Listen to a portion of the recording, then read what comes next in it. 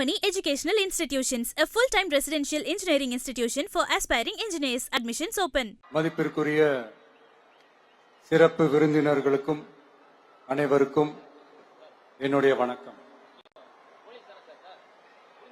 ஒரு சில நிகழ்ச்சி மட்டும்தான் மனசுக்கு ரொம்ப நெருக்கமா ஃபீல் பண்ணும். அதை நினைச்சாலே ரொம்ப சந்தோஷமா ஃபீல் பண்ணும்.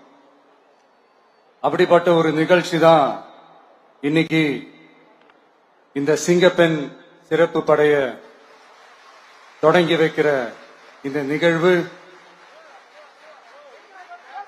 உண்மையிலே மனசுக்கு ரொம்ப நெருக்கமான ஒண்ணு, சந்தோஷமான ஒண்ணு.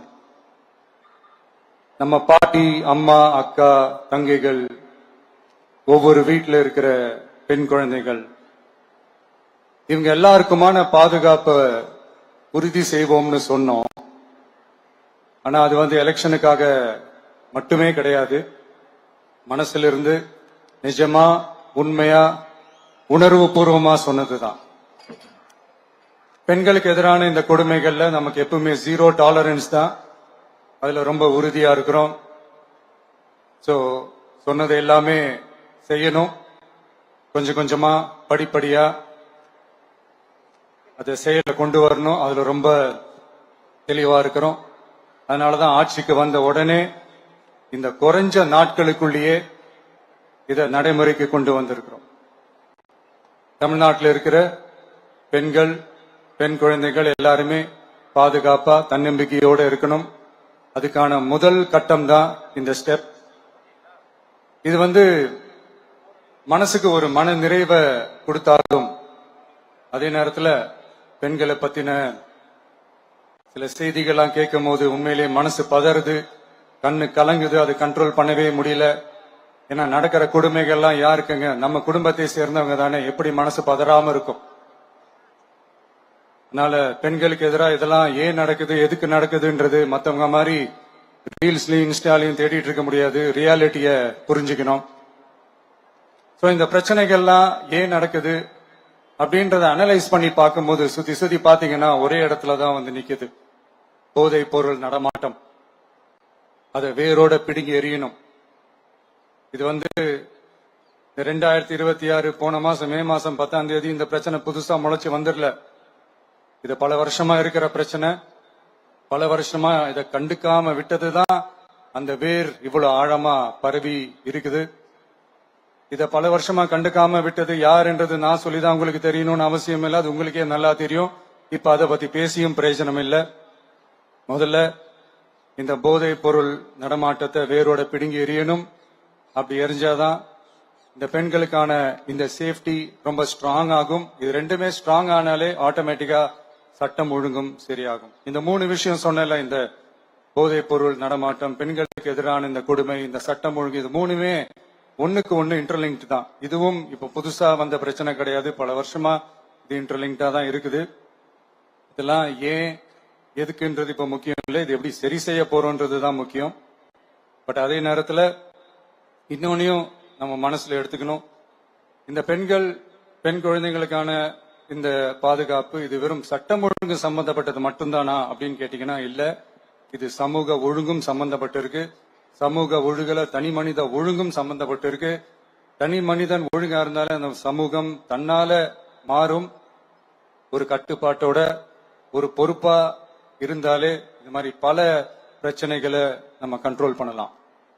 படிக்கிற இடத்துல, வேலைக்கு போற இடத்துல, டிராவல் டைம்ல, ஆனா டெய்லி லைஃப்ல பயம் இல்லாம மரியாதையோட நம்ம பெண்கள் வாழணும். அதுக்கான ஒரு அட்மாஸ்பியரை நம்ம கிரியேட் பண்ணணும். அதுதான் நம்மளுடைய ஃபர்ஸ்ட் டார்கெட்டு. இவ்வளவு நேரம் நான் இதெல்லாம் ரொம்ப சாஃப்டா சொல்லிட்டு இருந்தேன். ஆனா பெண்களை தொந்தரவு செஞ்சுட்டு அப்படியே எஸ்கேப் ஆகி போயிடலாம்னு நினைக்கிறவங்களுக்கு நான் ஒரு வார்னிங்காவே சொல்றேன். பெண்கள் பாதுகாப்பை டிஸ்டர்ப் பண்றவங்க யாரா இருந்தாலும் அது சகிச்சுக்கவே முடியாது. அவங்களுக்கான தண்டனைக்கான அந்த நடவடிக்கைகள் எல்லாமே போலீஸ் டிபார்ட்மெண்ட்ல இருந்து ரொம்ப கடுமையான ஒரு தண்டனையா இருக்கும். கடுமையான ஒரு நடவடிக்கைகளா இருக்கும். அந்த தண்டனை, அவங்களுக்கான அந்த சார்ஜ் ஷீட் எல்லாமே ரொம்ப ஃபாஸ்டா, ஸ்பீடா அது செயல்படுத்தப்படும். என்ன ஒண்ணு, அந்த ஸ்பீட்ல நிரபராதிகள் யாரும் தண்டிக்கப்பட்டிருக்கூடாது. இதையும் காவல் அதிகாரிகள் மைண்ட்ல எடுத்துக்கணும். தப்பு செஞ்சவங்களுக்கு மட்டுமே அந்த உண்மையான கடுமையான தண்டனை கோர்ட் மூலியமா வாங்கி தரணும். அப்பதான் அதை பார்த்து தப்பு செய்ய நினைக்கிறவங்களுக்கு கூட தப்பு செய்யக்கூடாதுன்ற அந்த ஒரு பயம் வரணும். இந்த சிங்கப்பெண் சிறப்பு படைக்காக நம் அரசு சார்பாக முதற்கட்டமாக 354 கோடிக்கு மேல நிதி ஒதுக்கப்பட இருக்கு. இந்த திட்டத்தோட இரண்டாவது கட்டமா இந்த படைக்காக மட்டுமே 2500 புதிய பணியிடங்கள் உருவாக்கப்பட உள்ளது. பெண்களோட பாதுகாப்பை ஸ்ட்ராங் பண்றதுக்காக மாடர்ன் ஃபெசிலிட்டிஸ் இருக்கிற வாகனங்களும் நவீன உபகரணங்களும் தொழில்நுட்ப சாதனங்களும் அலாட் செய்யப்பட இருக்கு. ஆல்ரெடி உமன் சேஃப்டிக்காக செயல்படுற அமைப்புகளுக்கு அடிஷனல் ஸ்ட்ரென்த் அண்ட் சப்போர்ட்டா இந்த சிங்கப்பெண் படை செயல்படுங்கிறத மீண்டும் வலியுறுத்தி சொல்ல விரும்புறேன். பெண்களுக்கு எதிரான குற்றங்கள் நடக்கிறதுக்கு முன்னாடியே அதை தடுக்கிற காவல் நடவடிக்கையில இந்த படை முக்கிய பங்கு வகிக்கும்.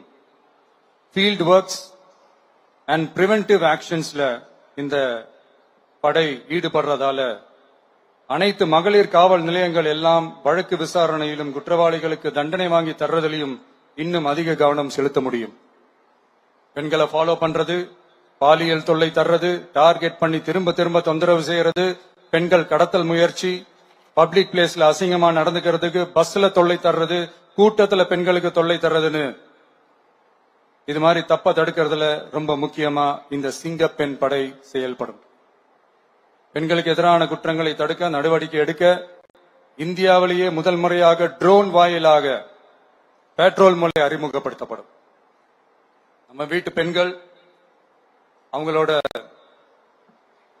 ட்ரீம்ஸ் அண்ட் எக்ஸ்பெக்டேஷன்ஸ் என்ன அப்படின்றத நம்ம அரசு நல்லாவே புரிஞ்சு வச்சிருக்கு. அது கொஞ்சம் கொஞ்சமா நாங்க செயல்படுத்துவோம்.